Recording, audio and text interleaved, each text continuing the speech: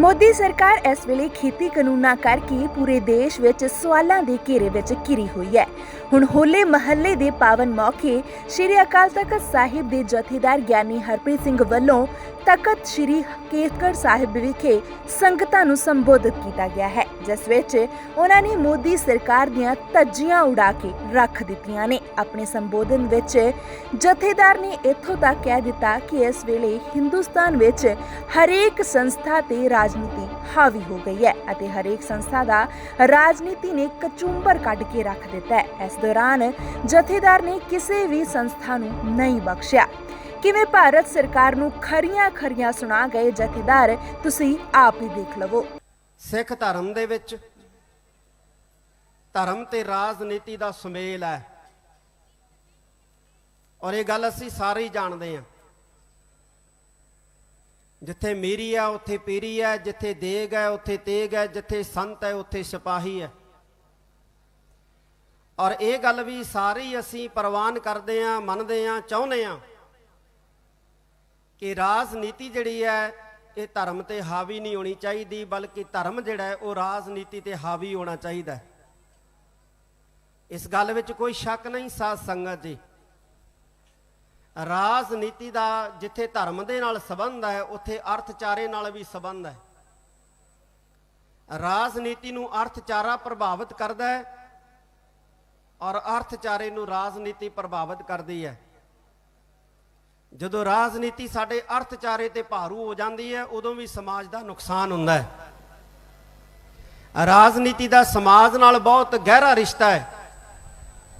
ਜਦੋਂ ਰਾਜਨੀਤੀ ਸਮਾਜ ਦੇ ਉੱਤੇ ਭਾਰੀ ਪੈ ਜਾਂਦੀ ਹੈ, ਹਾਵੀ ਹੋ ਜਾਂਦੀ ਹੈ, ਉਦੋਂ ਸਮਾਜ ਦਾ ਬਹੁਤ ਵੱਡਾ ਨੁਕਸਾਨ ਹੁੰਦਾ ਹੈ। ਅੱਜ ਅਸੀਂ ਦੇਖਦੇ ਹੀ ਹਾਂ ਐਜੂਕੇਸ਼ਨਿਸਟ ਨੇ, ਸਾਡੇ ਵਿਦਵਾਨ ਨੇ, ਜਿਹੜੇ ਵਿੱਦਿਆ ਦੇ ਮਾਹਰ ਨੇ,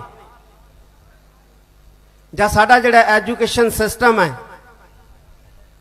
ਜਦੋਂ ਇਹਦੇ ਤੇ ਰਾਜਨੀਤੀ ਹਾਵੀ ਹੋ ਜਾਂਦੀ ਹੈ ਸਮਾਜ ਦਾ ਨੁਕਸਾਨ ਕਰਦੀ ਹੈ। ਲੇਕਿਨ ਜਦੋਂ ਸਾਡੀ ਵਿੱਦਿਆ ਪ੍ਰਣਾਲੀ ਰਾਜਨੀਤੀ ਤੇ ਹਾਵੀ ਹੁੰਦੀ ਹੈ ਸਮਾਜ ਦਾ ਭਲਾ ਹੁੰਦਾ ਹੈ। ਸਾਡੇ ਡਾਕਟਰੀ ਪੇਸ਼ੇਵਰ ਮਾਹਰ ਨੇ, ਜਦੋਂ ਰਾਜਨੀਤੀ ਇਹਨਾਂ ਤੇ ਹਾਵੀ ਹੋ ਜਾਂਦੀ ਹੈ ਸਮਾਜ ਦਾ ਨੁਕਸਾਨ ਹੁੰਦਾ ਹੈ। ਤੇ ਜਦੋਂ ਸਾਡੇ ਮੈਡੀਕਲ ਮਾਹਰ ਜਾਂ ਮੈਡੀਕਲੀ ਵਿੱਦਿਆ ਜਿਹੜੀ ਹੈ ਇਹ ਰਾਜਨੀਤੀ ਤੇ ਹਾਵੀ ਹੁੰਦੀ ਹੈ ਤੇ ਸਮਾਜ ਦਾ ਭਲਾ ਹੁੰਦਾ ਹੈ। ਮੀਡੀਆ ਦੇ ਉੱਤੇ ਰਾਜਨੀਤੀ ਭਾਰੂ ਹੋ ਜਾਂਦੀ ਹੈ ਫਿਰ ਵੀ ਸਮਾਜ ਦਾ ਨੁਕਸਾਨ ਹੁੰਦਾ ਹੈ। ਮੁੱਕਦੀ ਗੱਲ ਕੀ ਹੈ ਕਿ ਰਾਜਨੀਤੀ ਚਾਹੇ ਧਰਮ ਤੇ ਹਾਵੀ ਹੋਵੇ, ਚਾਹੇ ਮੀਡੀਆ ਤੇ ਹਾਵੀ ਹੋਵੇ, ਚਾਹੇ ਵਿੱਦਿਆ ਸੰਸਥਾਵਾਂ ਤੇ ਹਾਵੀ ਹੋਵੇ, ਚਾਹੇ ਮੈਡੀਕਲ ਸੰਸਥਾਵਾਂ ਤੇ ਹਾਵੀ ਹੋਵੇ, ਸਮਾਜ ਦਾ ਨੁਕਸਾਨ ਹੀ ਨੁਕਸਾਨ ਕਰਦੀ ਹੈ। ਅੱਜ ਜਿਹੜੀ ਹਿੰਦੁਸਤਾਨ ਦੀ ਹਾਲਤ ਪਤਲੀ ਪਈ ਹੈ ਇਹਦਾ ਇੱਕੋ ਹੀ ਕਾਰਨ ਹੈ ਕਿ ਰਾਜਨੀਤੀ ਹਿੰਦੁਸਤਾਨ ਦੀ ਹਰ ਸੰਸਥਾ ਦੇ ਉੱਤੇ ਹਾਵੀ ਹੋ ਗਈ ਹੈ। ਚਾਹੇ ਉਹ ਅਦਾਲਤਾਂ ਨੇ, ਚਾਹੇ ਉਹ ਪ੍ਰੈਸ ਹੈ, ਚਾਹੇ ਉਹ ਬਿਊਰੋਕਰੇਟਸ ਨੇ, ਚਾਹੇ ਕੋਈ ਵੀ ਅਦਾਰਾ ਹੈ, ਚਾਹੇ ਉਹ ਚੋਣ ਕਮਿਸ਼ਨ ਹੈ, ਕੋਈ ਵੀ ਹੈ, ਉਹਦੇ ਉੱਤੇ ਰਾਜਨੀਤੀ ਜਿਹੜੀ ਹੈ ਉਹ ਇਸ ਕਦਰ ਹਾਵੀ ਹੋ ਗਈ ਹੈ ਕਿ ਸਮਾਜ ਦਾ ਕਚੂੰਬਰ ਜਿਹੜਾ ਹੈ ਉਹ ਕੱਢ ਕੇ ਰੱਖ ਦਿੱਤਾ ਹੈ ਔਰ ਨਿਕਲ ਰਿਹਾ ਹੈ।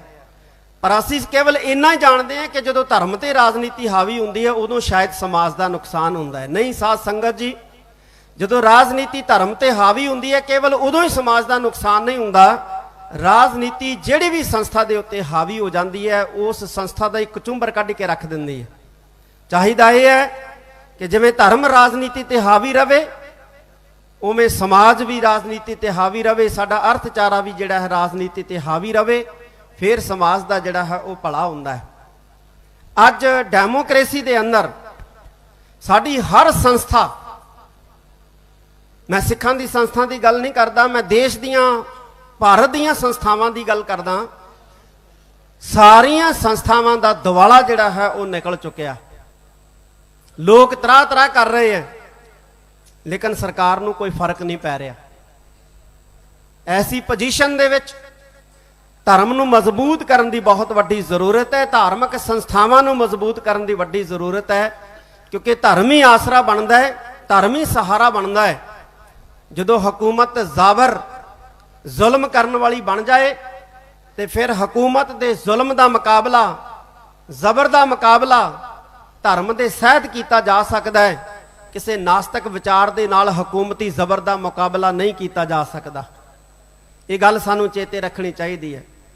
ਇਸ ਕਰਕੇ ਹਰ ਸਿੱਖ ਨੂੰ ਅੱਜ ਵਧੇਰੇ ਧਰਮੀ ਹੋਣ ਦੀ ਜ਼ਰੂਰਤ ਹੈ। ਜੇ ਅਸੀਂ ਬਚਣਾ ਹੈ, ਜੇ ਅਸੀਂ ਜੀਣਾ ਹੈ, ਤਾਂ ਸਾਨੂੰ ਗੁਰੂ ਦਾ ਸਾਥ ਜਿਹੜਾ ਹੈ ਉਹ ਲੈਣਾ ਹੀ ਪਏਗਾ।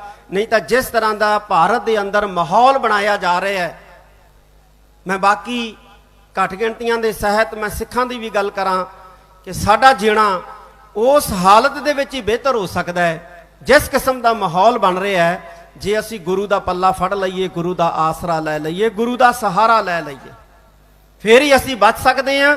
ਜੇ ਅਸੀਂ ਗੁਰੂ ਤੋਂ ਦੂਰ ਹੋ ਗਏ, ਗੁਰੂ ਤੋਂ ਟੁੱਟ ਗਏ, ਤੇ ਹਿੰਦੁਸਤਾਨ ਦੇ ਅੰਦਰ ਸਿਸਟਮ ਐਸਾ ਬਣ ਰਿਹਾ ਹੈ ਕਿ ਸਾਡੀ ਹੋਂਦ ਜਿਹੜੀ ਹੈ ਇਹ ਖਤਰੇ ਦੇ ਵਿੱਚ ਪੈਣ ਜਾ ਰਹੀ ਹੈ। ਅੱਜ ਗੁਰੂ ਨੂੰ ਅੰਗ ਸੰਗ ਰੱਖਣ ਦੀ ਵਧੇਰੇ ਗਿਣਤੀ ਦੇ ਵਿੱਚ ਲੋੜ ਹੈ। ਅਸੀਂ ਦੇਖਦੇ ਹਾਂ ਕਿਸਾਨ ਅੰਦੋਲਨ ਚੱਲਿਆ, ਨੌਜਵਾਨ ਜਜ਼ਬਾਤੀ ਹੋਏ, ਲਾਲ ਕਿਲੇ ਦੇ ਵਿੱਚ ਚਲੇ ਗਏ। ਲਾਲ ਕਿਲੇ 'ਚ ਜਾ ਕੇ ਕੋਈ ਨੌਜਵਾਨਾਂ ਨੇ ਗੁਨਾਹ ਨਹੀਂ ਕਰਤਾ, ਕੋਈ ਬਜ਼ਰ ਪਾਪ ਨਹੀਂ ਕਰਤਾ, ਲੇਕਿਨ ਇਸ ਤਰ੍ਹਾਂ ਦਾ ਹਾਲਾਤ, ਇਸ ਤਰ੍ਹਾਂ ਦਾ ਮਾਹੌਲ ਬਣਾਇਆ ਗਿਆ ਕਿ ਜਿਵੇਂ ਲਾਲ ਕਿਲੇ ਦੇ ਉੱਤੇ ਪਹੁੰਚਣ ਵਾਲੇ ਤੇ ਕੇਸਰੀ ਨਿਸ਼ਾਨ ਚੜਾਉਣ ਵਾਲੇ ਬਹੁਤ ਵੱਡੇ ਮਹਾ ਅਪਰਾਧੀ ਹੁੰਦੇ ਆ, ਪਾਪੀ ਹੁੰਦੇ ਆ। ਸਰਕਾਰ ਨੇ ਧੜਾ ਧੜ ਝੂਠੇ ਪਰਚੇ ਦਰਜ ਕਰਕੇ ਉਹਨਾਂ ਨੌਜਵਾਨਾਂ ਨੂੰ ਅੰਦਰ ਧੱਕਣਾ ਜਿਹੜਾ ਪ੍ਰਾਰੰਭ ਕਰ ਦਿੱਤਾ। ਸੈਂਕੜਿਆਂ ਦੀ ਗਿਣਤੀ ਦੇ ਵਿੱਚ ਨੌਜਵਾਨ ਜਿਹੜੇ ਸਾਡੇ ਜੇਲ੍ਹਾਂ ਦੇ ਵਿੱਚ ਬੰਦ ਕਰ ਦਿੱਤੇ ਗਏ, ਤੇ ਬਾਂਹ ਨਹੀਂ ਕਿਸੇ ਨੇ ਫੜੀ। ਜਿਨ੍ਹਾਂ ਨੇ ਜੋਸ਼ੀਲੇ ਨਾਰੇ ਮਾਰੇ ਉਹਨਾਂ ਵਿੱਚੋਂ ਵੀ ਕਿਸੇ ਨੇ ਬਾਂਹ ਨਹੀਂ ਫੜੀ, ਤੇ ਜੇ ਬਾਂਹ ਫੜੀ ਤੇ ਸਾਡੀ ਸੰਸਥਾ ਦਿੱਲੀ ਸਿੱਖ ਗੁਰਦੁਆਰਾ ਪ੍ਰਬੰਧਕ ਕਮੇਟੀ ਨੇ ਫੜੀ। ਬੋਲੇ ਸੋ ਨਿਹਾਲ। ਸੈਂਕੜੇ ਨੌਜਵਾਨਾਂ ਨੂੰ ਜੇਲ੍ਹ ਦੇ ਵਿੱਚੋਂ ਬਾਹਰ ਕਢਾ ਕੇ ਲਿਆਂਦਾ। ਇਸ ਕਰਕੇ ਅੱਜ ਬਹੁਤ ਵੱਡਾ ਸਾਨੂੰ ਸੋਚਣ ਤੇ ਸਮਝਣ ਦੀ ਜ਼ਰੂਰਤ ਹੈ। ਜੇ ਸਾਡੀਆਂ ਸੰਸਥਾਵਾਂ ਇਹ ਮਜ਼ਬੂਤ ਹੋਣਗੀਆਂ ਤੇ ਸਾਡੀ ਇਹ ਰਾਖੀ ਕਰਨਗੀਆਂ, ਪਰ ਸੰਸਥਾਵਾਂ ਨੂੰ ਮਜ਼ਬੂਤ ਕਰਨ ਵਾਸਤੇ ਸਾਨੂੰ ਇਹਨਾਂ ਦੀ ਰਾਖੀ ਕਰਨੀ ਪਏਗੀ, ਇਹਨਾਂ ਦੀ ਪਹਿਰੇਦਾਰੀ ਕਰਨੀ ਪਏਗੀ।